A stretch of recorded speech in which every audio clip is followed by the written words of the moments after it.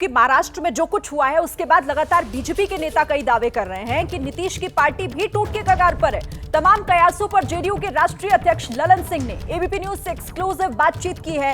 ललन सिंह ने इस दौरान कहा कि आरजेडी के साथ जेडीयू का विलय नहीं होगा, बिहार में महाराष्ट्र का असर नहीं होगा, नीतीश कुमार बिल्कुल भी डरे हुए नहीं है। तो यहां पर देखिए ललन सिंह का यह दावा कि नीतीश बिल्कुल डरे हुए नहीं है, यानी कि जो कयास लगाए जा रहे हैं, जो दावे बीजेपी के नेता की तरफ से कहे जा रहे हैं, और चिराग पासवान ने भी जिस तरीके से कहा था कि संकट नीतीश कुमार के लिए आने वाला है, महाराष्ट्र में जो हुआ बिहार में बिल्कुल वही होने जा रहा है। टूट की कगार पर है इस वक्त जेडीयू। इन तमाम बातों को, इन दावों को खारिज करते हुए ललन सिंह और साफ यहां पर कहते हुए कि कोई संकट नहीं की अपेक्षा चाल, चरित्र और चेहरा बेहतर है, लेकिन महाराष्ट्र में जो कुछ हुआ है क्या यह सवाल नहीं है। हमारे साथ जेडीयू के राष्ट्रीय अध्यक्ष राजीव रंजन सिंह और ललन सिंह हैं। ये जो महाराष्ट्र में हुआ है, कहा जा रहा है कि राष्ट्र की राजनीति में भी असर पड़ेगा, बिहार में भी टूट फूट होगी। देखिए, बीजेपी का एक चरित्र है। अभी की जो भारतीय जनता पार्टी है, पहले भारतीय जनता पार्टी को समझिए।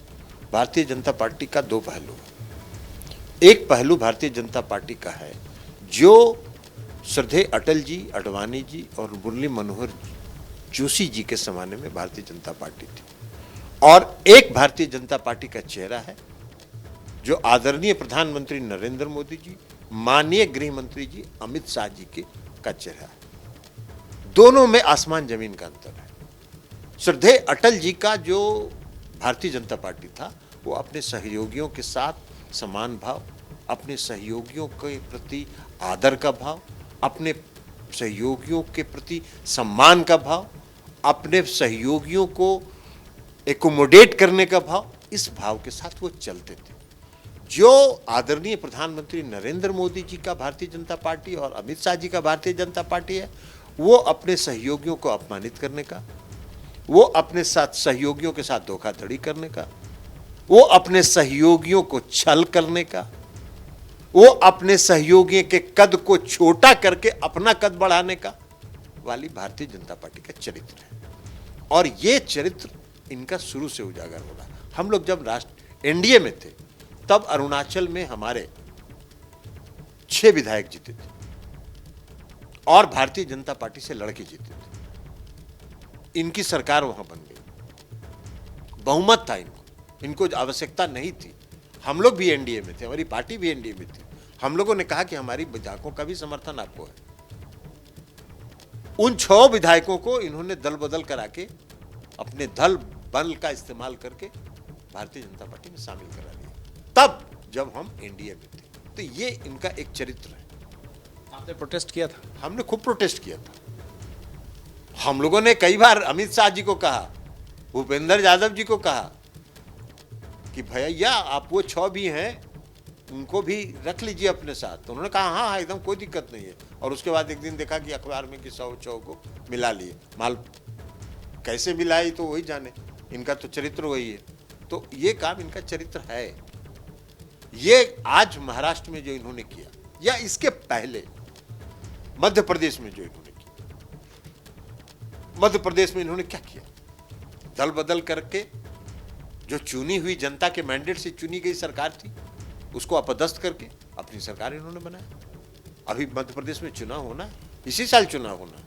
आप भी हैं और हम भी हैं।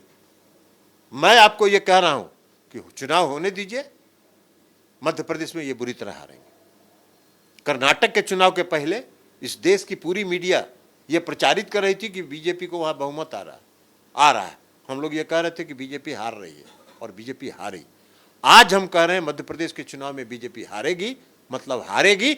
आप जितना भी प्रचार कर लीजिए कि ये चुनाव जीत रहे हैं, इतना पॉपुलैरिटी बढ़ गया इनका, इतना जितना सर्वे उर्वे चलाना है वो सब फर्जीवाड़ा है।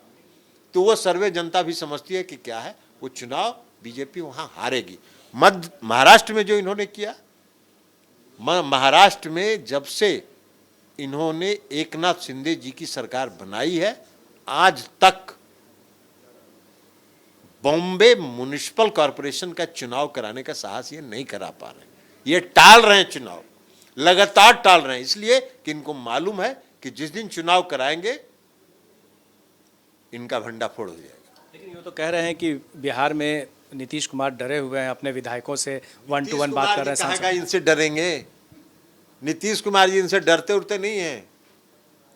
नीतीश कुमार जी आज तक किसी से नहीं डरते हैं। नीतीश कुमार जी अपने काम के बल पर यहाँ स्थापित है, इनसे क्या क्या डरेंगे? कोई नीतीश कुमार जी का कहीं कुछ है क्या कि उनको डर लग रहा है इनके ईडी, सीबीआई और ईडी से, आईटी से? वो नहीं डर रहे हैं। हाँ, ये विधायकों से, सांसदों से वो मिलते हैं और मिल भी रहे हैं। हम भी सांसद हैं और कल हमसे भी मिले वो। हम दिल्ली में थे तो हमको उन्होंने फोन किया, कह रहे आप कहाँ हैं? दिल्ली में हैं, कब आइएगा? हम सब सांसद से मिल रहे हैं, आपसे भी मिलेंगे। तो हम कल आए, कल हम गए। क्या बात हुई? उन्होंने पूछा कि आपके क्षेत्र का क्या हाल है, क्षेत्र में कौन काम बचा हुआ है, कौन काम कराना है, ये बताइए। तो अपने क्षेत्र के अपने सभी सांसदों से, अपने सभी विधायकों से वो मिल रहे हैं।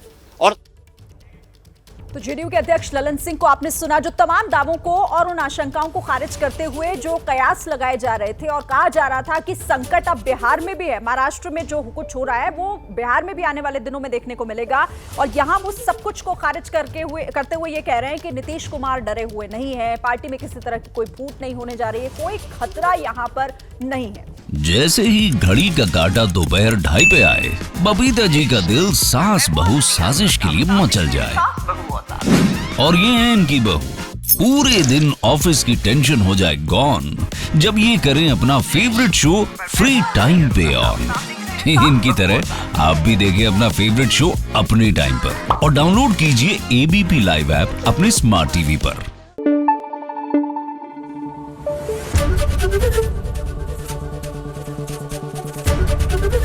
एबीपी न्यूज आपको रखे आगे।